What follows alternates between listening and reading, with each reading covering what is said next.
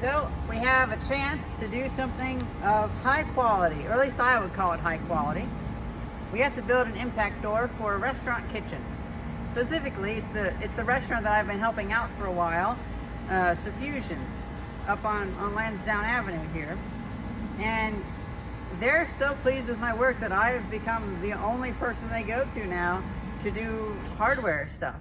And for the longest time, well, when they bought the building, it was in bad condition, and they've worked through a lot of the things they need to work through, and now we're working through a lot of the stuff that we'd like to work through. In particular, there was no door from the kitchen to the hallway, and so that was a bit odd. And so they just hacked together another door and put it there to have a swing door, but they didn't have hinges for a swing door. And it turned out that that door was made of really nasty particle board, and it fell off the hinges. So I went and I put it back on, and then I was like, okay, well, this isn't really optimal. So I ordered some nice double swing hinges, and when I put those on, I realized that I would have to cut these doors down in order for them to fit, because the hinges are longer, and they also just don't match up very well. And so instead of me doing that, why don't I just make new doors? And I said I could probably do it for about 60 bucks in materials. And it's one of those things where if it doesn't end up working out fine, I'll just charge for the materials. But if Sophia is really happy with this, well, then I'll charge for some of the hours. Only some, though, because I'm doing it for enjoyment. And we went to a hardware store, and we got some wood. And me and Theis were there for a half hour doing the math, trying to figure out what would be the most economical way to do this. And we found that we could do it for only 50 bucks, which I'm pretty happy about. So everything's set up here, and I just spent a minute or two making sure that whenever this is spinning, it's cutting pretty well straight, because that's going to be important. So we have these, which are going to comprise the majority of the door. Now, as for a grace, or whatever the term is, we are going to be painting the door, so I don't have to worry about the wood grain. So I'm really happy with that. I have my planer here, and I have my table saw. And now here's another added complication. I want to add a window. But one of the things that we're going to be adding will also fix another issue. This wood is still really wet. And I also want to add a board about butt height, so that whenever the waiters go through, they can just like hit it with their hips. And well, this will also help the wood as it dries, because it's still really wet, from warping too bad if we have some nice thick beams across them. It's going to be very much akin to the doors that I made for my workshop, and those actually held up really, really well. I finally went out and bought a new sander, cheapest one I could find, and this is the rough idea of the doors.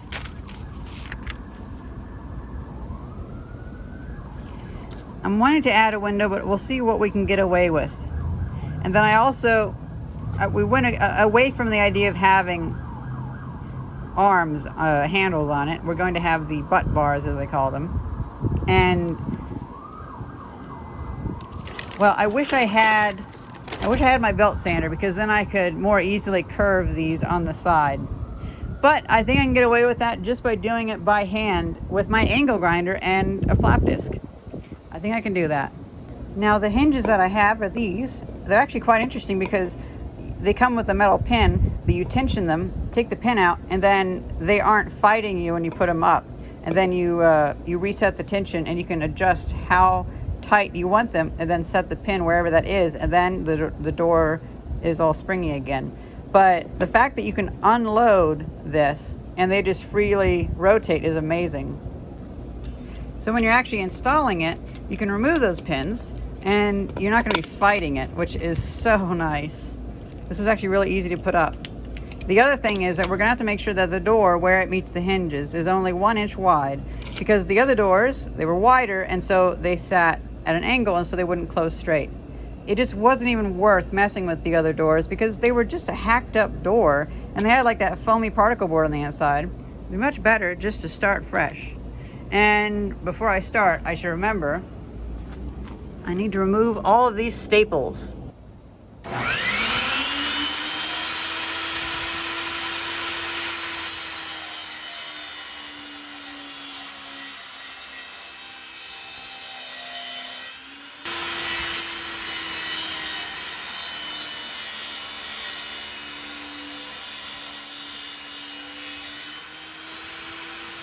So putting them together, I see it's not exactly straight, and that's to be expected, especially on short pieces. But the one nice thing is, since I'm painting this, and because she doesn't really care too much about how the surface looks, I can put like plaster on there or putty or something like that to smooth it over if it's an issue before painting. So with this is a good way for me to first start making a door, because I don't have to worry about the materials I use, and I don't have to worry too much about the mistakes. It'll be easy to cover them up. And it looks like I do have it quite straight, at least in that direction. So I don't have to worry too much about how that lines up. Now is about the time when I'll have to actually figure out what exactly I'm going to do with this, because on the sides of the doors, where the hinges go, I do not need to take off this roundness. I can actually leave that, because I'm going to be cutting in, just nicking off a little bit to make this taper down to exactly 1 inch to perfectly fit on those hinges. I'll only have to do both sides on one of them. Actually, no, 2 of them, because then one of these is going to be cut right down the middle, and I'm going to be making it have a completely rounded side. I don't have a router bit that really does that, so I'm going to see about if I can actually use my table saw to cut like a 45 degree and 45 degree, and then just use my angle grinder to smooth it out.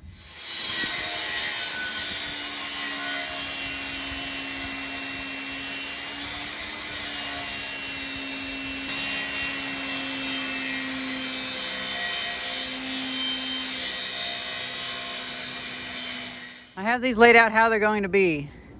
This is the hinge side, this is a gluing side, this is a gluing side, but this is going to get cut down the middle. So the glue side will be here. I can keep this like it is for now, and these will actually be flipped around. Glue side, glue side, glue side, hinge side. And now also, I believe I can use some of this middle cutting action to cut the slots for the window. So I'll have to figure that out. But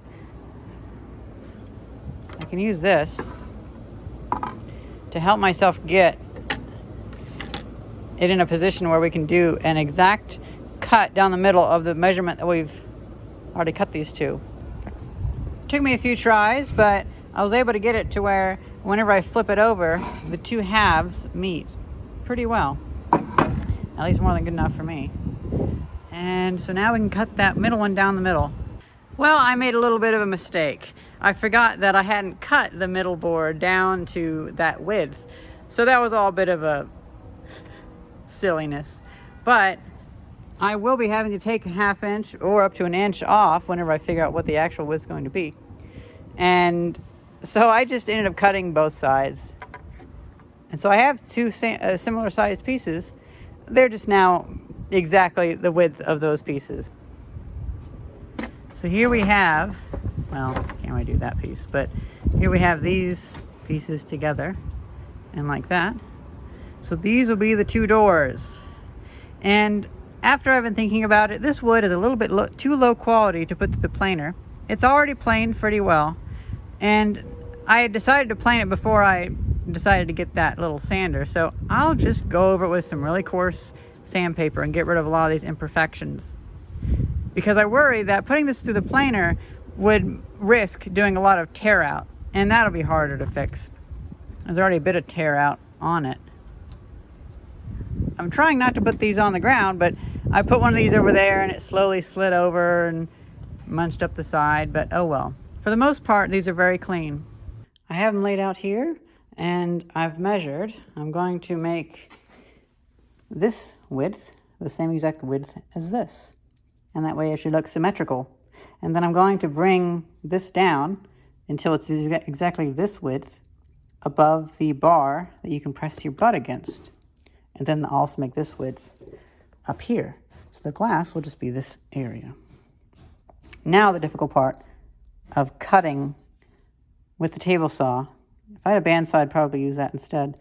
But I'll cut mostly there, and then I'll do the rest by hand.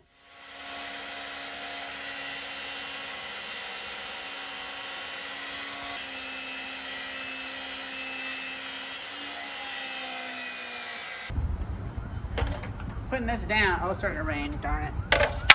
Putting this down, that way I can not get too much gravel in the end grain of this.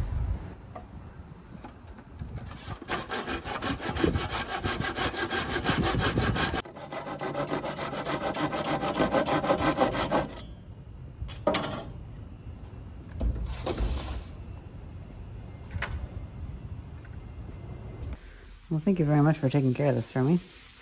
All those. Yeah, look at this. Oh, I hate that. The rain really got it. And I tried protecting it too. Yeah, I mean, it rained a lot yesterday. It did. It kept spitting.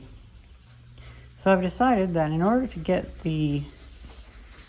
use the blade to cut the track for the window, instead of trying to do this part by hand, I'm just going to cut this board because we have actually an inch that we will have to take off eventually.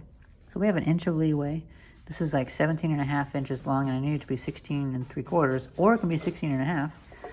But then we'll cut that line for the plexiglass to go in, and then we'll cut it with this router bit when it's all done.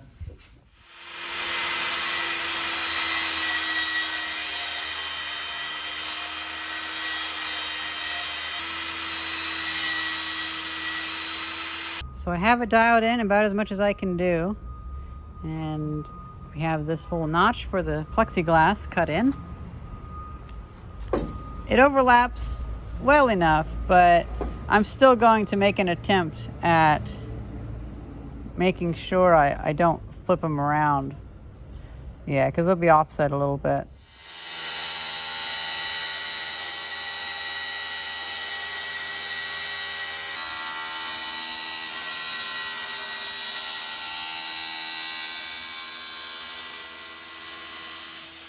So I have all the pieces cut now, and the window's cut to shape. And unfortunately, I was a little bit too precise with my cutting. And I was expecting there to be a little bit of an angle to the blade or something that would make the kerf wider than the blade. But the kerf is the exact width as the blade, which is the exact width of the plexiglass. So I'm actually going to have to recut these a little bit just to trim a little bit off, because otherwise it's just too hard to put that window into here. And so I'm just going to run them again. There is a little bit of an offset on these, so I can just take, because this is a thicker part and this is the thinner part, so I can just cut a little bit further that way and resolve this issue. And now that I have them figured out, I'm numbering them. I don't know which door these are going to be, so I can't really say left or right. But at the very least, there'll be a pair that will match, and I can just flip them whichever way looks best. But this is coming along really well. And this was plexiglass that I found in the garbage, about 3 months ago. So I'm glad I get to use this. I'm going to make this top piece removable, I think. That way in the future, if they break this, or if they want actual glass, then I can just take that out and do that. I think how I'm going to accomplish that is these bottom pieces will be glued, but the top piece will just have a really nasty screw going through on each side, and then maybe like a little bit of glue. That one's all done. And now this one.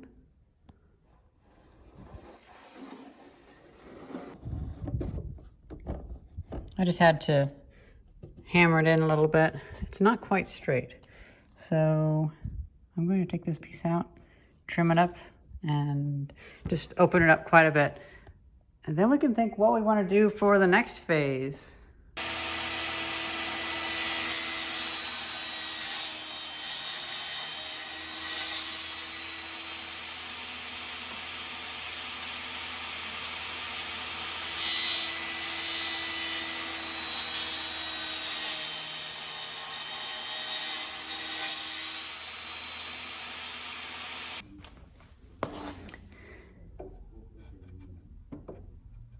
Well, that's pretty perfect, because then it'll be tight, and I can sand that if need be.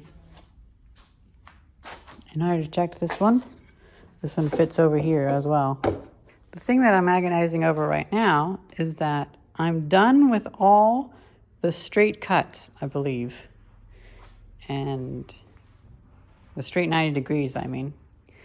And so now, once I mess up the angle on my table saw, I don't want to have to make it perfectly 90 degrees again, because I'm too picky. And so I'm gonna have to cut an angle bevel over here to make that 1 inch wide for the hinges. And then I'm gonna have to cut a 45-degree angle here so that I can round off this edge of the door.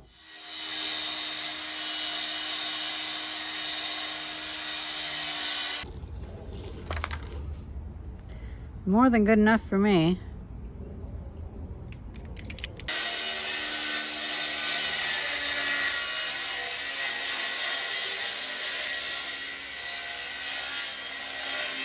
Wow, I think I have it dialed in. That is perfect. And that'll be easy for me to round out then, even if I'm just using a rasp. This should be the last 2 cuts of the main frame, and then I can glue it together, and then we can router it, hopefully. But we're not out of the troubles just yet. I think there's going to be a few more challenges that we're going to face, and I just can't quite name them yet. They'll present themselves whenever we get to that point, though.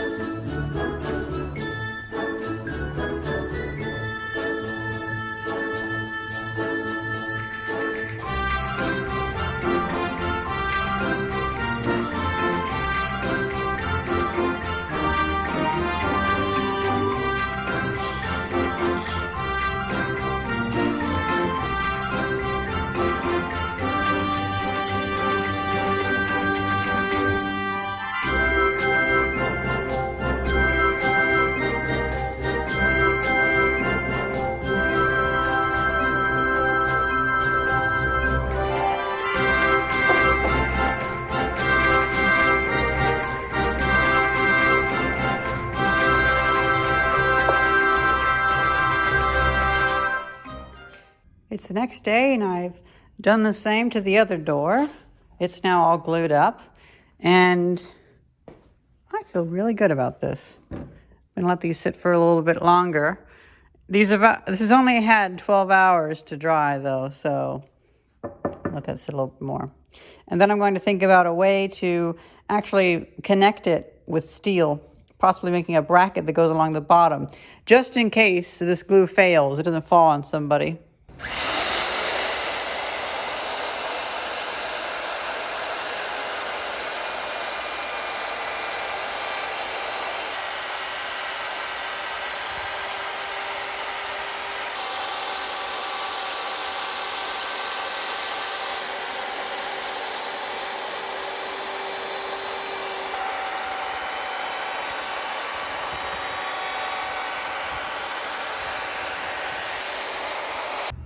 I just sent a picture of this to Sophia, and I really hope that she likes it. I just feel bad that they're trying to put this restaurant together, and everything is just so Well, they didn't have the time and they didn't have anybody to really make good stuff. And I'm hoping, oh, well, let's see. Oh, that was Thais. Never mind. Well, at least Thais thinks it's beautiful. No, but Sophia, she keeps wanting me to make more stuff. So I'm excited because I've never gotten to make a door before. And I'm excited. I think one thing I offered her was that, this isn't great wood, but they happen to have like a gallon left of this really thick poly coat stuff that they put on the floors. And we had put it on some other lumber, and it actually turned out looking kind of okay. So I didn't make nearly as many mistakes as I had thought I would. So I don't necessarily need to cover this with paint. Because I was thinking if there's a bunch more things like this, I'd have to cover that over and paint it. But I'm going to be honest, this is not on the structural side of the door, by the way. This is on the inside of the door, so that's okay. But this is where the hinges go.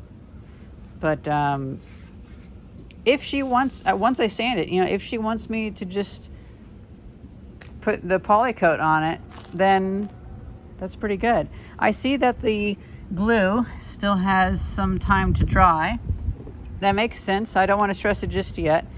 We do have a need to cut it straight now, though. So that might be time for the circular saw. I feel like there's no better time to do it than now, really. So I went ahead and put some of this 80 grit sandpaper that I found in the trash. That's actually going to be coming up in a video series I call Garbage Day. And a neighbor died, and his family threw a bunch of his things in. Some of it was sandpaper. So it feels kind of neat getting to use something that I inherited from somebody else, and also giving a second life to something somebody bought. So, like the guy that died, he really enjoyed home improvement and working on things, and not like the show, but like the act of, like, he liked this old house, for instance. And so, whenever he bought this sandpaper, he expected something to be done with it. And I feel like in some ways I'm kind of fulfilling that, because whenever we buy something, that's why we hoard tools, because we see the potential. We think that tool deserves to do something good. We deserve to do something cool with that. And so I kind of feel like it's kind of cool that I'm doing that. I sanded the other side of it. Oh, there's a little rock in there. It's one issue. This wood's really soft. It's sanding beautifully, but it's also very soft. But, in this day and age, making a door for only $25 per door is not bad at all. And now I'm just sanding this up. It's actually sanding really nice. This $10 sander, though, this switch is, right-handed doesn't really work too well. Left-handed actually works pretty well.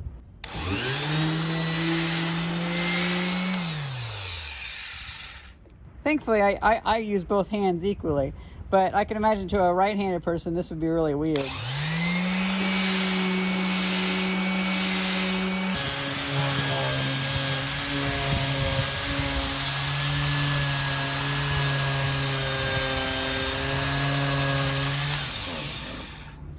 I'd much rather have a belt sander. And here I saw a belt sander for sale, but I didn't get it. It was at the flea market. Oh, and as a side note, the reason why I was doing this motion is just because if you do it like this too much, you're wearing out a section in the middle of the sandpaper, and it'll last fine, but it's just going to go slower. But if you're doing that, you unlock a lot of that extra new stuff on the outsides, and so your sandpaper just goes a lot longer. It's a lot easier than trying to do it like in rows to maximize the sandpaper. And then, this might just be like a poor person thing, but the sandpaper starts out really coarse, right? And then all the peaks of those grains get broken off. And so over time, it basically effectively becomes a finer grit sandpaper. And whenever the sandpaper's worn out, that's when you're finished, because it goes from being like really gnarly and gashing out a lot of wood to them being really fine because it's dull and leaving like a fine finish. So if you time it right, you're actually going to be able to just use a really coarse grit sandpaper, and you can still end up with what you would normally get with a 120 grit. You just have to sand it until the sandpaper is a bit dull. And then go a little bit lighter on it too, because it doesn't have as many granules on it, even if they are a bit rounded. It doesn't have nearly as many granules on it as a finer sandpaper. But if you just press lighter, you can get a more polished look, and you don't have to even worry about switching out your sandpaper, or don't have to worry about wasting finer grit sandpaper. Well, it looks like another idea I had works pretty well. So because these boards are just meant for framing a house or a deck, they aren't very similar in thickness. And instead of me bothering just to wear away the thickness with sandpaper, I'll use the predecessor to sandpaper, which is the scraper. And the idea is, it's like a reverse plane in a way. And it's actually getting a little fine shavings.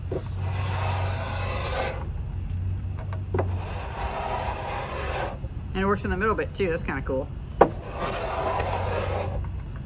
Now I suspect this won't work super well with this, because this wood does tear out, but where it meets the edge, I can count that as a useful place. Yeah, so it gets these finer filings. Because honestly, it just kills my hand doing it with the sander. No, this doesn't kill my hand, sorry. This kills my hand. Power tools in general aggravate me.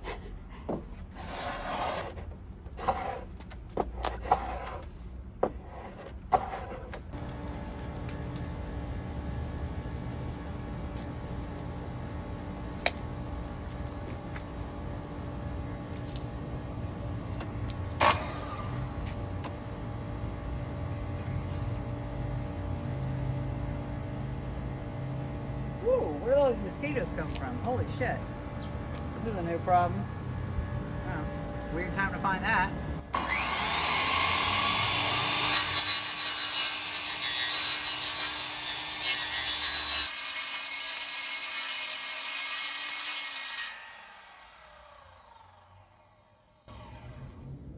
You know, it's only whenever you're cutting with a circular saw, and a real nasty one at that whenever weird things decide to prop up, just like, I don't know, 3 mosquitoes all at once, when we normally don't have mosquitoes back here.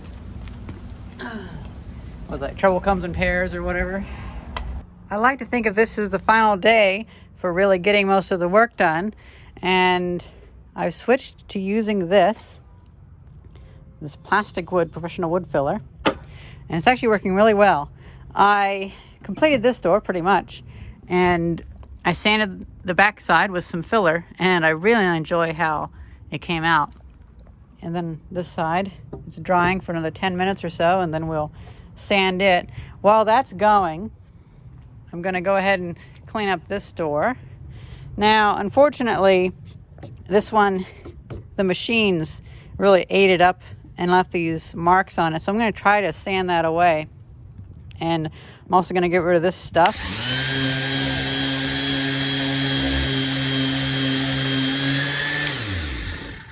So I figure I can do this pretty quick. And I am skipping a lot of steps because, well, a lot of this is duplicate.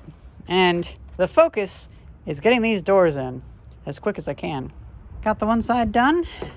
Now I'm trying to get some of the dust out of it. I guess while I'm at it, I might as well go ahead and grab these.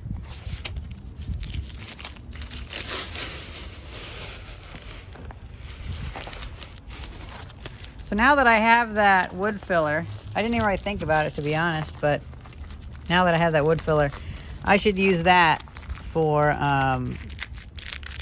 filling these holes. And I don't know what this stuff is, but that's just like some grime that was on the wood. But I can get rid of that with the sander. Now that I'm thinking about it, maybe I should move this one back on there and sand that real quick. I have this fan here to help blow away the sawdust because it just keeps piling up. Isn't it funny how you hit upon a good idea when you're about done with something? I had found this, I believe it's a 9-pound weight. It's quite hefty in the trash. And just holding it on top of it, it allowed me just to sit here and save my hand so much. Got this down quite a bit. Got the whole thing down quite a bit, actually. I'm gonna go inside and sit down, and then I'll come back out and do another 10 minutes or so of this because that's pretty good. Time to get the filler out.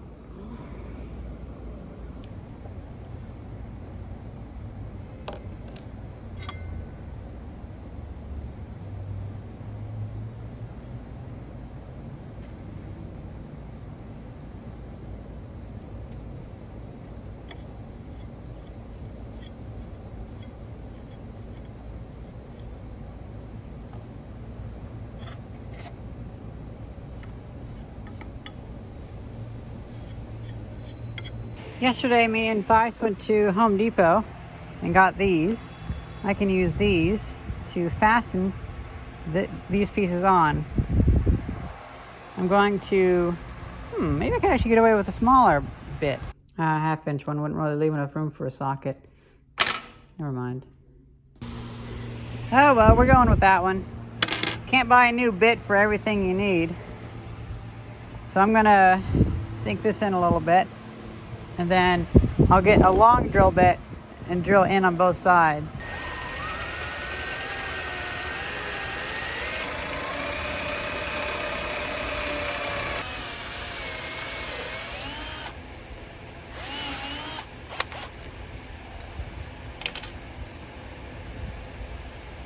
I had to do it first with a smaller drill bit because the lines of the wood, I don't know, with this long 1920s drill bit, well, I mean, it's such a pointed one, so that's probably why, but it was being actually bent down over here by these grains of wood, so it was getting way off track.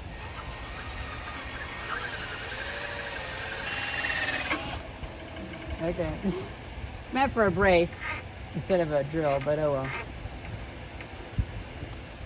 Well, they would go that far, so that's pretty good.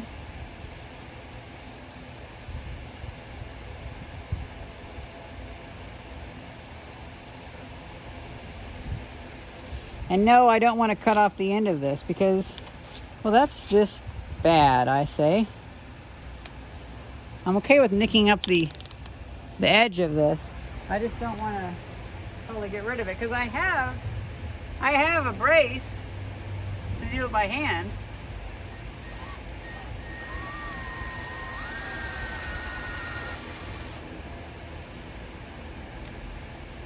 Well, okay.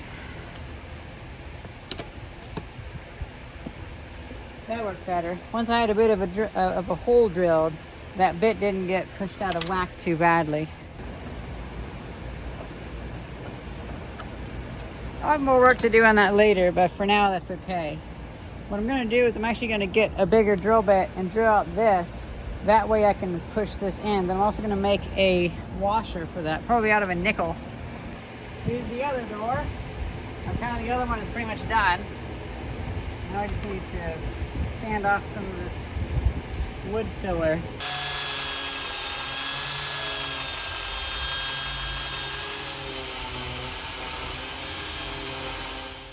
I decided to go home for a little bit to recharge myself and my camera, but I forgot to bring my camera. So I brought back my charger, and while my phone was charging, I went ahead and made some washers and put some bolts in. Happens to be the cheapest washers you can possibly get these days. The best thing about these is that they also give people who don't understand about how laws actually work a fit.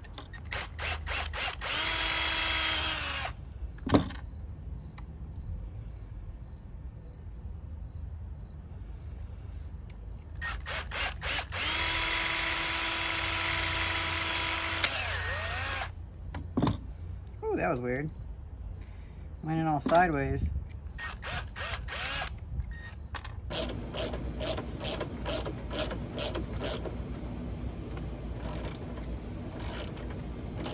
Now to make a metal bracket that can go down here that can screw in the ends of each board. I'm going to make it out of this section of a bed frame. I'm finding that this metal is actually quite strong and good for making brackets out of.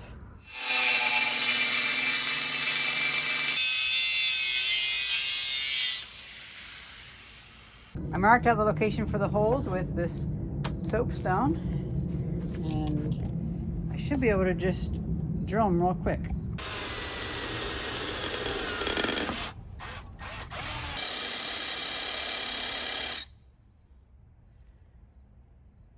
Yep, that's toast.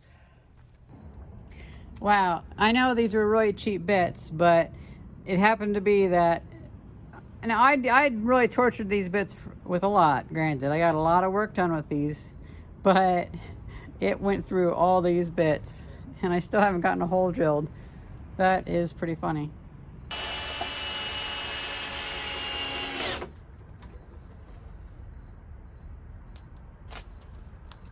If I had my, oh, there's something in my thing. If I had my, countersink bit or whatever it's called, I'd countersink these, but oh well.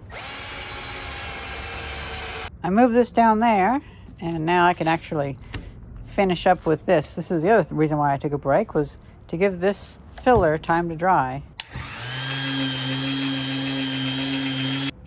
The next thing I'm going to make are the bumper bars, and I'm taking these boards, putting a bevel on them.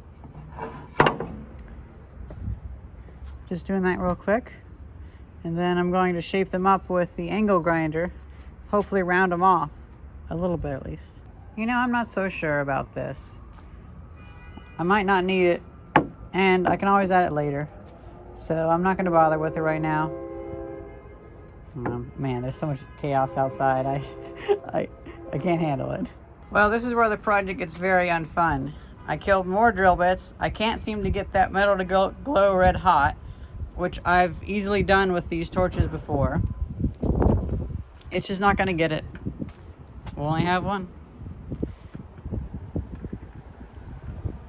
I was also having issues. I couldn't even grip it with a pair of pliers, so I just threw them away. I found those pliers on the side of the road anyway, so fuck it. I guess I'll have to go delete the video clip of me finding them though, because I was planning to do a video about it, but I'm just so over these damn doors.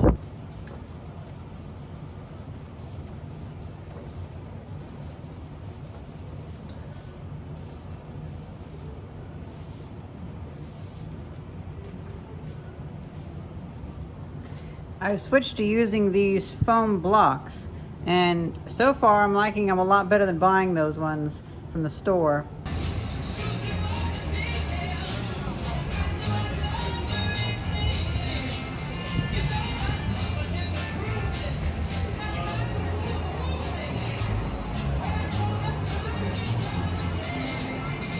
The doors have had a week to dry and harden and cure in the basement. So now it's time to finally put them into their place, to finally install them. This is the hinges, and this is how it'll look on these little blocks that I just made. They'll allow for a stronger connection, but also they'll allow for an offset from the wall. Otherwise, this won't mesh properly. But with that, it'll mesh properly, and it'll be exactly 1 inch from back to front. And so that'll work hopefully pretty well with my measurement for the doors. And so the doors should have a gap only about that big in between them. And I made 4 of these out of some scraps, and then I sanded the edges. So we're finally back. I haven't seen these doors in about a week, and yeah, this coating is really good. It's all nice and tough now, because after a week the polyurethane hardens really hard. Now there's music playing up there, you know, because on one side of the building there's a restaurant, and then on the other side there's the music shop. So a lot of copyrighted music, although right now it's not too bad. But I know whenever I get back up there, I'm just going to put a song over this that I know doesn't have a copyright claim on it, and that way YouTube will be happy and let me keep getting money from this video. Now I just need to remove the top pieces and install these windows, and we'll clean them in place. I'm figuring that plastic I got for free, and someday later, if they end up working out okay, I'll replace it with brand new plastic. But for now, you know, this is something I'm doing for a pretty good price, and really the only cost is my labor. And we can get back to replacing this with brand new plastic whenever that becomes a real issue, or like a real issue. But right now, I need to do this quick and then get working on other parts of the building, because it's just not up to the quality of the food. They deserve a better place, a much better place.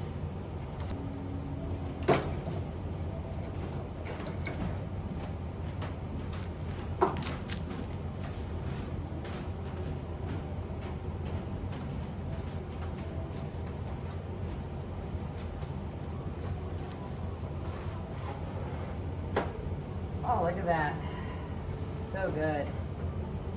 Now, in order to get this to line up, I'm just gonna have to clamp this, because I was tearing my hair out trying to figure out why, oh why, does it go in the wrong way? Well, there's so much slop in the wood because it's going in the end grain that I just need to clamp it first, and then wherever I drill it into, it'll take. So, okay. I just realized that the other hinges are actually on the doors up there. So this is all we can do down here. And I realized I was missing parts. I went to the workshop and I forgot. I had moved all the extra parts over to here because I was using this for the longest time. So now I have all the parts, and now I can go up, and it looks like it's gonna be a pretty slow day today. So we should have time to do this today.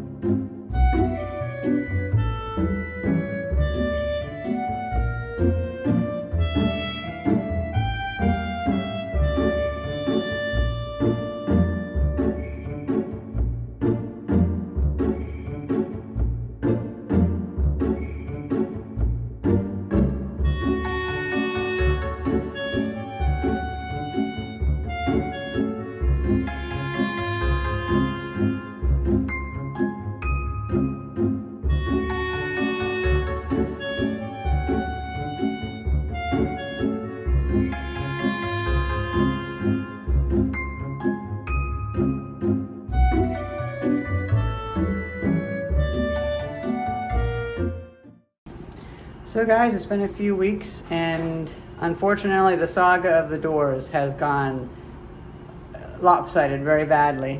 So these hinges that we got, they are horrible. They don't even have grease in them. They don't have any ability to hold up to their standard specifications. They're just so loose. And I've had all sorts of things where I'll have to do a whole other video about it. I ended up trying to weld them back together, but the springs snapped in them or something, because they're like shitty zinc castings in there. And so unfortunately, even though the doors work, I had to put the old hinges back on until I make some new ones. Other than that, the doors are fine. The new hinges that I'll make will have a bigger gap here, so it has less of a gap here. But yeah, I did not expect that it would be so hard to find good double swing hinges, but it just is. I've been busy with other projects at the workshop, and I've almost forgot about this video, but I need to tell you guys about this.